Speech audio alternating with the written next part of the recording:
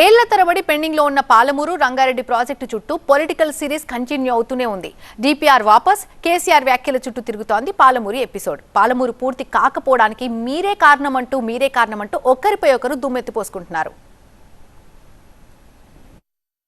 పాలమూరు రంగారెడ్డి పథకం తమ హయాంలోనే 90% పూర్తయిందన్నారు కేసీఆర్. కాంగ్రెస్ ప్రభుత్వం అధికారంలోకొచ్చాక ప్రాజెక్టులో తట్టెడు మట్టి కూడా తీయలేదని ఆరోపించారు. చివరకు డిపిఆర్ వెనక్కొచ్చినా ఈ ప్రభుత్వానికి సోయి కూడా లేదంటూ ఫైర్ అయ్యారు కేసీఆర్. 35,000 కోట్లు మంజూరు చేసినాం.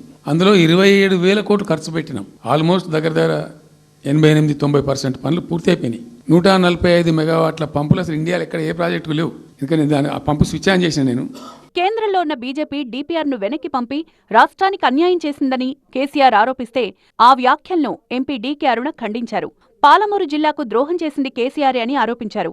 పాలమూరును పచ్చగా మార్చానన్న కేసీఆర్ మాటలు పూర్తి అబద్ధమన్నారు. సెంటిమెంట్, రాజకీయం కోసం పాలమూరును అడ్డం పెట్టుకున్నారంటూ ఫైర్ అయ్యారామె. 10 ఏళ్లలో ఎందుకు పాలమూరు ప్రాజెక్టు పూర్తి చేయలేదని ప్రశ్నించారు. కుర్చేసుకొని కూర్చొని ప్రాజెక్టు కట్టిస్తా 3 ఏళ్లలో అని మాట చెప్పిండ్రే.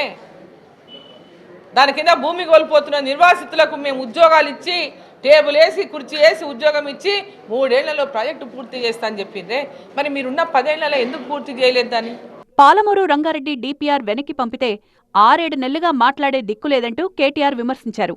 కేసీఆర్ ప్రశ్నలకు సమాధానం చెప్పలేక డైవర్షన్ పాలిటిక్స్ చేస్తున్నారంటూ మండిపడ్డారు. దేని ఆధారంగానైతే మనం అన్ని అనుమతులు తెచ్చినామో దాన్ని కూడా తిప్పి పంపితే 6-7 నెలలుగా కనీసం మాట్లాడే తెలివి లేదు.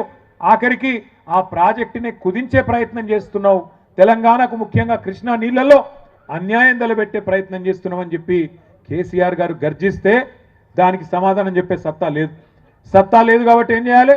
కేసీఆర్ మీద కేసు పెడుతున్నా అని లీక్ ఇయ్యాలి. కేసీఆర్ తప్పిదాల వల్లే పాలమూరు డిపిఆర్ వాపస్ వచ్చిందన్నారు ఎంపీ డీకే అరుణ. ఈ విషయంలో బీజేపీని నిందించడం మానుకోవాలన్నారు ఆమె. బీజేపీ డిపిఆర్ నెక్కి పంపింది కేంద్రం నుంచి అనే మాట మాట్లాడతారు. మీరు ఎన్నిసార్లు డిపిఆర్ పంపిన? పాలమూరు డిపిఆర్ ఒకటి పంపినా మీరు? పాలమూరు రంగారెడ్డి డిపిఆర్ ఒకటి పంపినా మీరు కేంద్రానికి? ఎన్ని డిపిఆర్లు పంపిన మీరు? ఒక్క డిపిఆర్ అయినా మీరు చక్కగా చేసి పంపినా? అయ్యా మీరు డిపిఆర్ కరెక్ట్గా ఒక డిపిఆర్ పంపండి సరి చేసి అంటే మీరు పంపలేదు.